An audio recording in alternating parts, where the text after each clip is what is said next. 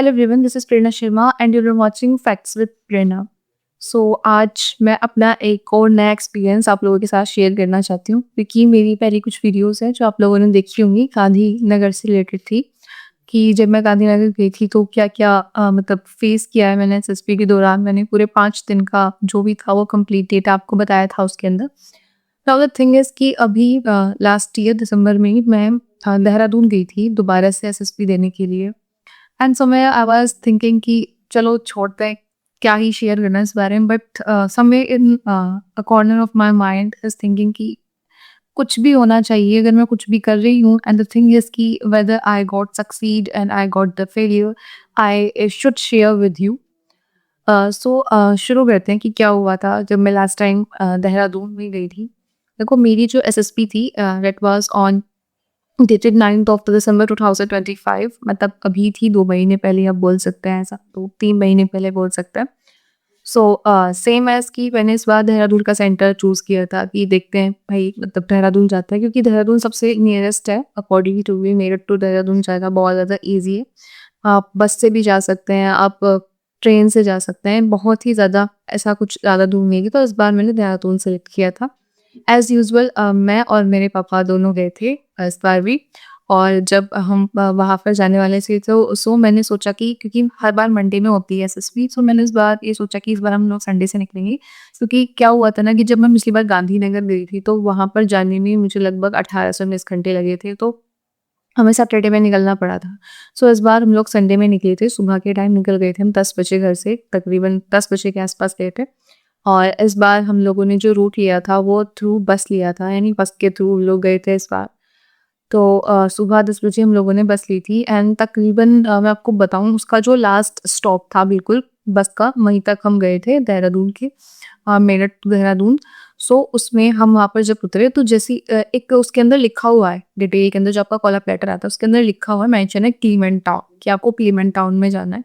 जहाँ पर आपकी बस रुकती है ना, जो बस स्टेशन है, उनका जो भी बस स्टेशन है, जैसे आप वहाँ पे रुकोगे ना तो 2 गली छोड़ के जो तीसरी वाली गली होती है, उसमें अगर आप जाओगे तो लेट्स से क्लीमेंट टाउन वहीं पर है। मतलब ज़्यादा दूर नहीं था, मुझे ज़्यादा ढूँढना नहीं पड़ा, कुछ ज़्यादा इधर-उधर दिमाग नहीं लगाना पड़ा। मुझे मिल गया था जल्दी कि हाँ, ये गली है हमारी क्लीमेंट टाउन वाली। पापा के साथ मैं गई थी और तकरीबन हम 3 बजे के आस-पास देहरादून पहुँच गए थे। तो उसके बाद फिर मैंने 1-2 आस-पास पूछा कुछ लोगों से कि क्लीमेंट टाउन जाना है, पोस्ट ऑफिस के पास पास में इस तरह से एयरपोर्ट सिलेक्शन बोर्ड होता है, तो वहाँ पे एक अंकल थे, उन्होंने हमें बताया कि आप ऐसे-ऐसे जा सकते हैं। वहीं पे ना आपको कोई भी ऑटो रिक्शा मिल जाएगी, या फिर वहाँ पे लोग बोलते हैं मैजिक, बोलते हैं कि मैजिक में जाए, तो मैजिक के थ्रू अगर आप जा रहे हैं और अगर वहाँ से वहाँ तक जाते हैं तो वो बहुत ही मिनिमल सा चार्ज करता है। मतलब मैं आपको इसलिए बता रही हूँ ताकि आप नहीं जाओ, कोई आपसे ज़्यादा पैसे माँगे, इसलिए मैं आपको बता रही हूँ। दैट इज़ वो शायद 15 से 16 रुपए ही चार्ज करता है। मे बी 20 रुपीज़ अब तक हो गए हों, तो शायद 20 रुपीज़ चार्ज, इससे ज़्यादा आपको चार्ज नहीं करेंगे। उसके थ्रू आप लोग जा सकते हैं। जैसे ही आप उस गली के बिल्कुल लास्ट में पहुँचेंगे ना, तो क्लीमेंट टाउन, तो उस गली में लास्ट में, बिल्कुल लास्ट में आपको सामने एएफएसपी का सिलेक्शन बोर्ड का जो गेट होता है ना, मेन गेट, वो आपको दिख जाएगा और आपको पता चल जाएगा कि आप सही जगह पर पहुँच गए हैं। अब मैं अंदर बात करती हूँ स्टे को लेकर के। देखो, जब मैं गांधीनगर गई थी तो आस-पास स्टे ढूँढने में ना बहुत ज़्यादा दिक्कत हुई थी, और एज़ यूजुअल ऐसा कोई स्टे नहीं था कि मतलब पास में कुछ मिल जाए ये वो। लेकिन मैं अगर आपको बताऊँ तो वो जो जगह है ना जहाँ पे आप देहरादून में जाएँगे, वो ज़्यादा बड़ी नहीं है। बस वो थोड़ी कंजेस्टेड भी है, थोड़ी छोटी-छोटी गली हैं। और जब आप जाएँगे तो जो सेंटर है उसके आस-पास बहुत ज़्यादा जो लोग हैं वो रहते हैं। उनकी बिल्डिंग्स हैं, उनके घर हैं। बहुत सारे ऐसे लोग हैं जो अपने जो घर हैं उनको रेंट पर आपको दे देते हैं। उनका कोई रूम वेदर आपको 1 या 2 दिन के लिए रेंट पर दे देते हैं। तो इस तरह से आपको बहुत सारे घर मिल जाएँगे जो आपको खुद ही ऑफ़र कर देंगे। मतलब आपको कहीं जाने की ज़रूरत भी नहीं पड़ेगी।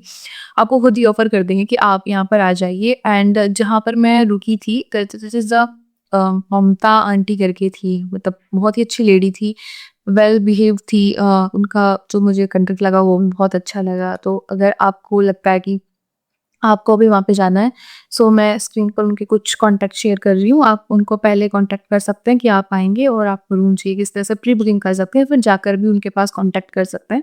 और काफ़ी अच्छा मुझे लगा उनका जो था, मतलब रूम वगैरह काफ़ी अच्छा है, घर भी काफ़ी अच्छा है, और इस तरीके से है ना कि अगर आप उनकी घर से देखेंगे तो आपको एफएसबी सेंटर जो है वो सामने ही दिख जाएगा। तो मतलब अगर आप कहीं और भी रुकते हैं ना, तो वहाँ पर आस-पास इतनी सारी जगह है रुकने के लिए, तो आपको आस-पास का जो एफएसपी सेंटर है, आपको सीधा दिखेगा वहाँ से। तो मैं इतना बोलूँगी कि आपको कोई ऐसा ज़रूरी नहीं है कि दूर जाकर रुकना, पास में रुक सकते हैं, वॉकिंग डिस्टेंस पे आपकी एफएसपी होगी।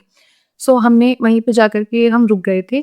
शाम के टाइम जब हम वहाँ पे रुके तो और भी जो बच्चे थे एफएसपी देने वाले वो भी आए हुए थे। बहुत सारे बच्चे मैंने देखे कि तो ट्रॉली बैग अपना लेके आए हुए हैं, इधर-उधर जा रहे हैं। मतलब वो एक ऐसा टाइम होता है कि हाँ, ये सब बच्चे मेरे ही बैच के हैं, मेरे ही बैच में मुझे मिलने वाले हैं कल, मेरे कॉम्पिटेंट बनेंगे। तो बहुत सारे बच्चे थे, तो मेरे साथ में एक लड़की और रुकने के लिए आई थी उन्हीं के घर पे। सो बाद में ये डिसाइड हुआ था कि वो लड़की पास वाली पीजी में रुकी थी, उनके फादर हमारे साथ रुके थे। सो ऐसा था कि 2 सेपरेट रूम थे, एक में मैं थी और एक में मेरे पापा और उस लड़की के पापा रुक गए थे, ऐसा हुआ था। फिर क्या होता है कि पास में ना एक मॉन्क टेम्पल है, बहुत ही प्यारा मॉन्क टेम्पल है। सो उन लोगों ने प्लान बनाया था कि हम लोग शाम के टाइम मॉन्क टेम्पल में घूमने के लिए जाएँगे। तो हम लोग पहले यही सोच के तो फिर हम लोगों ने थोड़ा-सा आराम किया, काफ़ी थक भी गए थे, बस में बैठे-बैठे आए थे तो इतना कुछ था नहीं, तो हम लोगों ने पहले थोड़ा आराम किया। शाम को 6 बजे के आस-पास हम लोग मॉन्क टेम्पल में घूमने के लिए गए थे। बट द थिंग इज़ कि उस टाइम पे उन लोगों का कोई फेस्टिवल चल रहा था और बहुत सारे मॉन्क नेपाल से और जो आस-पास बांग्लादेश वगैरह से जो भी बहुत सारे मॉन्क्स थे वो आए हुए थे। तो लगभग 10,000 के आस-पास मॉन्क्स थे जो वहाँ पर प्रेयर कर रहे थे उस टाइम पे। काफ़ी अच्छा लग रहा था और उस कल्चर के बारे में भी थोड़ा जानना, बुद्धिज़्म के बारे में, जैनिज़्म के बारे में वहाँ पे बताया जा रहा था काफ़ी कुछ। तो वो चीज़ें, वो नॉलेज को ग्रैब करना भी काफ़ी अच्छा लग रहा था। तो हम वहाँ पे अच्छे से घूमे। खाने की थोड़ी प्रॉब्लम हो सकती है क्योंकि थोड़ा आप बोल सकते हो ना थोड़ा वहाँ पे ना वो जो नेपाली वाला जो चीज़ें हैं वो थोड़ी आ जाती हैं, तो थोड़ा आपको नॉन वेजिटेरियन ज़्यादा देखने को मिलेगा। थिंग इज़ कि वेजिटेरियन आपको मिल जाएगा खाने के लिए।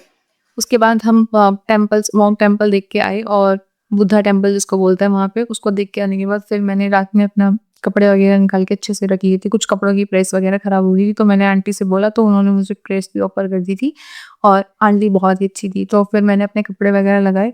अब द थिंग इज़ कि सुबह सुबह जाना था, पर ये चीज़ थी कि जब मैं गांधीनगर गई थी तो वहाँ से मुझे एक ऑटो करना पड़ा था क्योंकि सेंटर दूर था, आस-पास में स्टे के लिए जगह नहीं है। लेकिन यहाँ पे ये चीज़ थी कि मुझे किसी ऑटो वगैरह करने की कोई नीड नहीं थी क्योंकि जो मैं रुकी हुई थी बिल्कुल वॉकिंग डिस्टेंस पे थी। मैं तैयार होकर के सीधा एफएसबी सेंटर आ सकती थी, इतनी दूर रुकी हुई थी। तो मैं फिर सुबह 3 बजे उठ गई थी कि थोड़ा हड़बड़ाहट होती है, ऐसा मन में होता है ना कि नींद भी नहीं आती उस दिन तो। सो मुझे नींद तो आ गई थी वैसे hopefully, but the thing is कि जल्दी आँख खुल गई थी। तो मैं 3 बजे उठ गई थी, उसके बाद मैं अच्छे से फिर अपना रेडी हुई।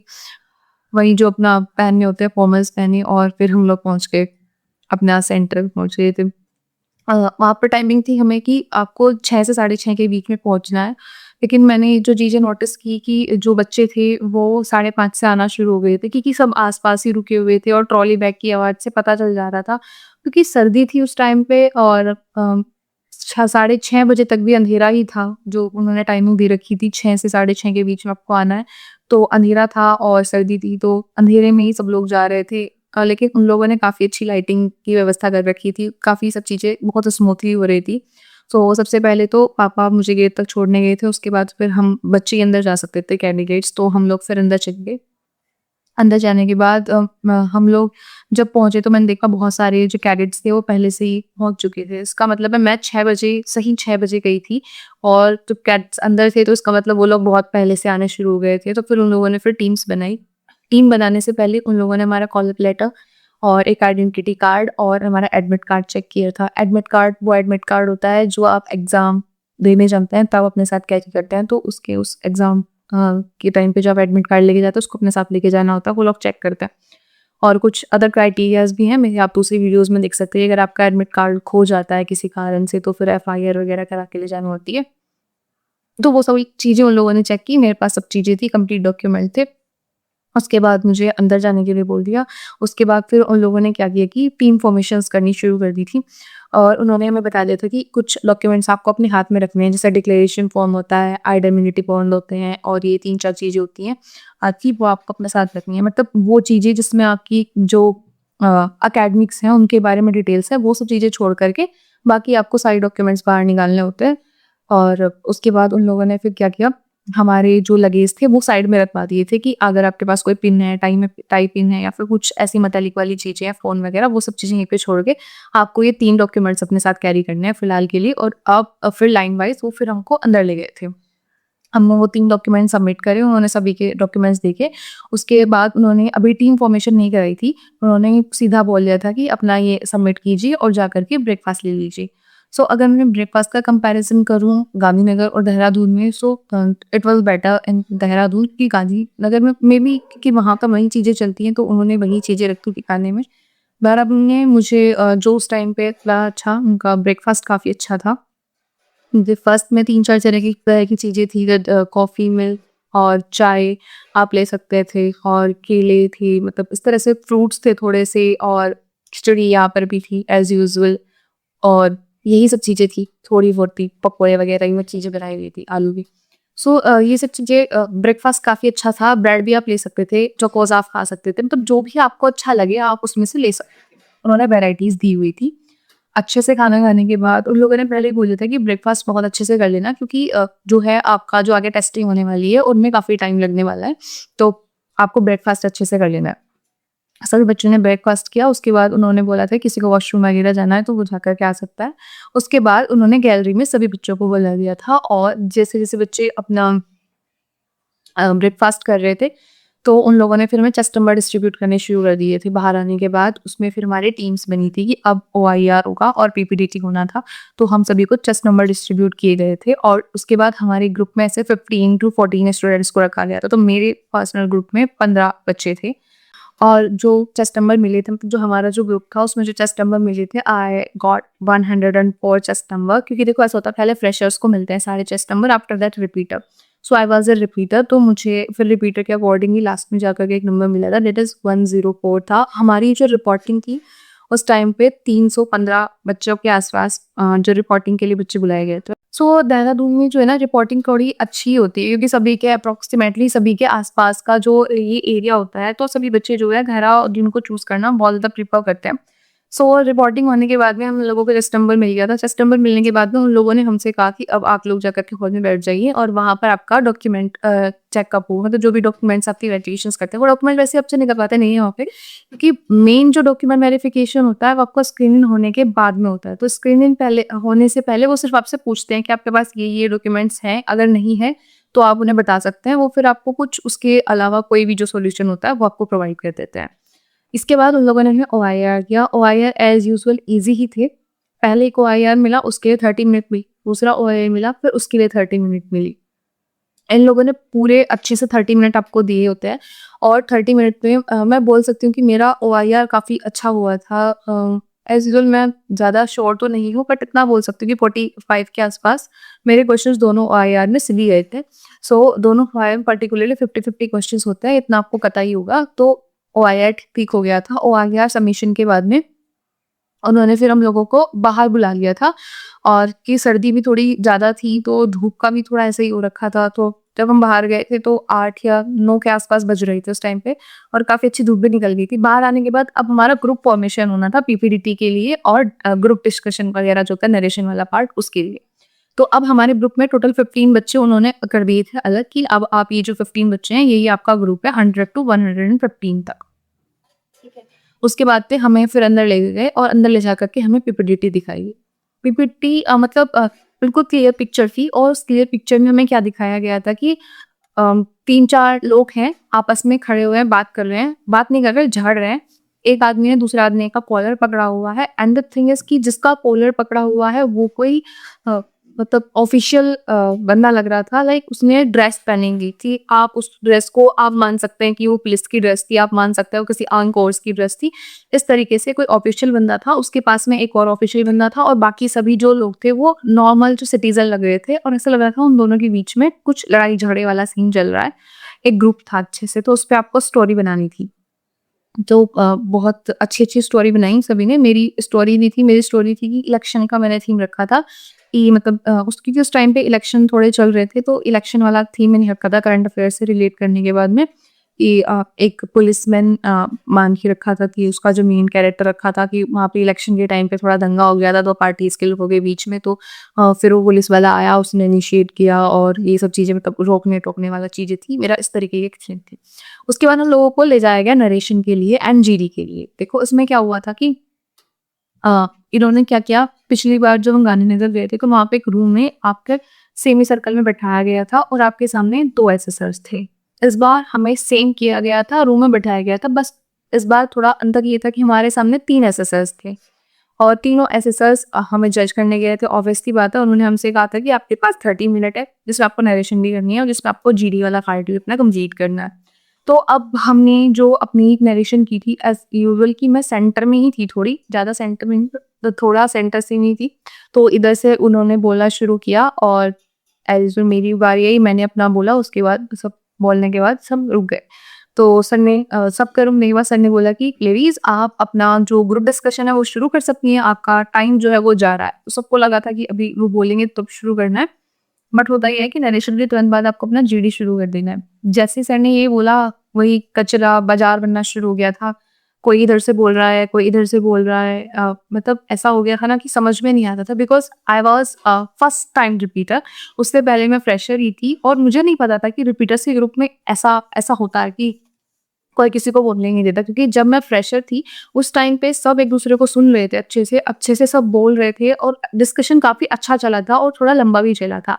बट दिस टाइम डिस्कशन ज़्यादा लंबा नहीं चला था और बहुत ज़्यादा मतलब ऐसी अनक्लियर सिचुएशंस हो गई थी कि इधर से भी बोल रहे हैं, उधर से भी बोल रहे हैं और मेरे ग्रुप में एज़ मैं फर्स्ट टाइम रिपीटर थी, बट बहुत सारे ऐसे बच्चे थे जो 5th अटेम्प्ट दे रहे थे, 5th टाइम रिपीटर थे, बहुत सारे 6th टाइम थे, बहुत सारे 7th टाइम भी थे। तो आई वाज़ लाइक ऐसा होता है क्या? तो आई वाज़ सॉफ्ट। उस टाइम पे मैं ज़्यादा पार्टिसिपेट नहीं कर पाई जीडी में, क्योंकि मुझे लगा था कि मुझे मेरे पॉइंट्स रखने का थोड़ा टाइम मिलेगा।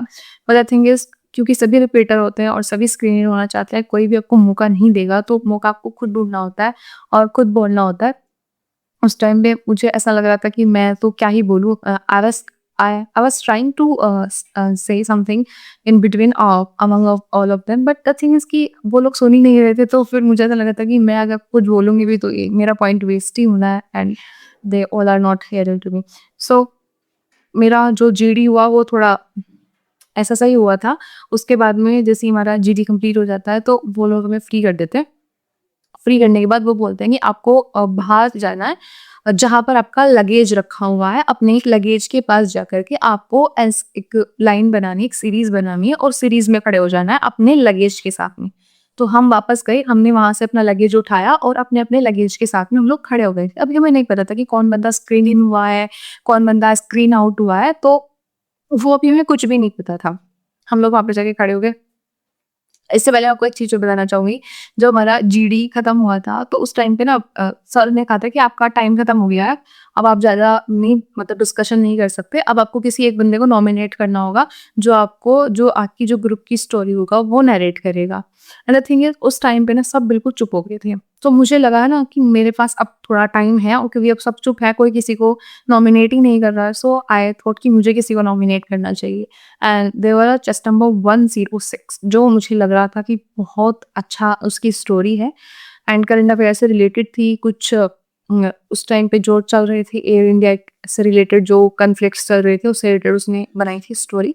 तो मुझे लगा कि मुझे इसे नॉमिनेट करना चाहिए, सो आई नॉमिनेटेड हर कि सर हमें लगता है कि ये लड़की में तो काफ़ी अच्छे पॉइंट्स है इसके पास, सो इसको स्टोरी डायरेक्ट करनी चाहिए। बट द थिंग इज़, वहाँ पर मुझे अपनी एक मिस्टेक रियलाइज़ हुई कि जब मैंने उसको नॉमिनेट किया तो मैंने अपने ग्रुप से नहीं पूछा, मैंने सबकी एग्रीमेंट उस पर जानने की कोशिश नहीं की।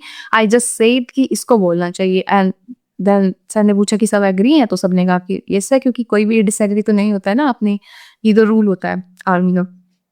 तो मुझे लगा कि मेरी मिस्टेक थी, वहाँ पर मुझे पूछना चाहिए था अपने ग्रुप से, but it's okay if I didn't. उसके बाद हम लोग वहाँ पर लगेज लेकर खड़े हो गए थे, तो विदिन आप बोल सकते हैं कि 7 या 8 मिनट में वो लोग आ गए थे। एसएसएस जो थे हमारे, वो लोग आए, वो एज़ यूजुअल स्क्रीनिंग और स्क्रीन आउट होने से पहले वो आपको एक थोड़ा लेक्चर देते हैं कि मतलब अगर आप यहाँ पर नहीं सेलेक्ट होते हैं तो इसका मतलब ये नहीं है कि आपके अंदर पोटेंशियल नहीं है, आप किसी फील्ड में काम नहीं कर सकते। इस तरह से वो थोड़ा-थोड़ा बताते हैं। वो बताने के बाद उन्होंने फिर चेस्ट नंबर बताने शुरू किए। अब द थिंग इज़ कि वहाँ पर 4 ग्रुप खड़े थे। हमसे पहले जो 3 ग्रुप थे, जिनका जेडी हुआ होगा, और फिर 4th ग्रुप हमारा था। तो उन्होंने चेस्ट नंबर बोलने शुरू किए। जैसे वो चेस्ट नंबर बोल रहे थे, सो मेरे पास आते चेस्ट नंबर 101 वो स्क्रीन इन हो गई थी and after it chest number 100 and may be 9 हाँ, they skipped my chest number, so I was screened out from there.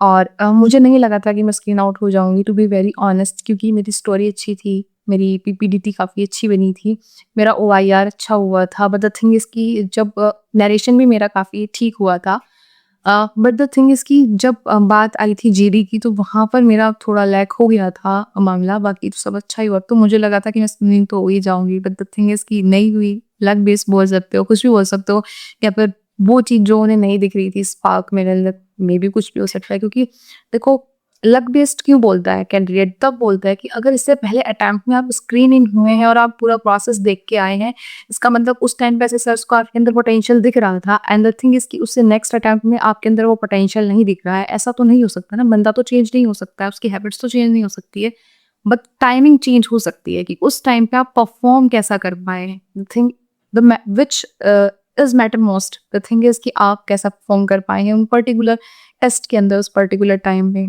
तो ये होता है। सो स्क्रीन आउट होने के बाद में अब आई शॉक्ड कि चलो नहीं हुआ तो नहीं हुआ, ठीक है। बहुत सारे बच्चे थे जिनका लास्ट अटेम्प्ट था, 2 तो मेरे ही ग्रुप में थे, and they were crying from there, and I was like it's okay भाई, जो होना होता है वो तो होता ही है। उसके बाद उन लोगों ने कहा था कि अपना लगेज लेकर आप बाहर नहीं निकल सकते हैं अभी, जब तक सारे बच्चों का नहीं पता चल जाए कौन-कौन स्क्रीन आउट हुआ है। तो हम लोगों को उन्होंने एक टीन शेड थी, उस शेड के नीचे खड़ा कर दिया था, एंड एज़ यूजुअल जैसा कि आप जानते हैं देहरादून वाले क्या करते हैं, वो लंच टाइम में आपको मैच नहीं जाने देते। वो एक पन्नी के अंदर पूरी और आलू की सब्जी रख के आपको थमा देते हैं कि भाई जाओ, ले जाओ। ये चीज़ थोड़ी बुरी लगती है, ऐसा नहीं करना चाहिए, बट करते हैं तो करते हैं।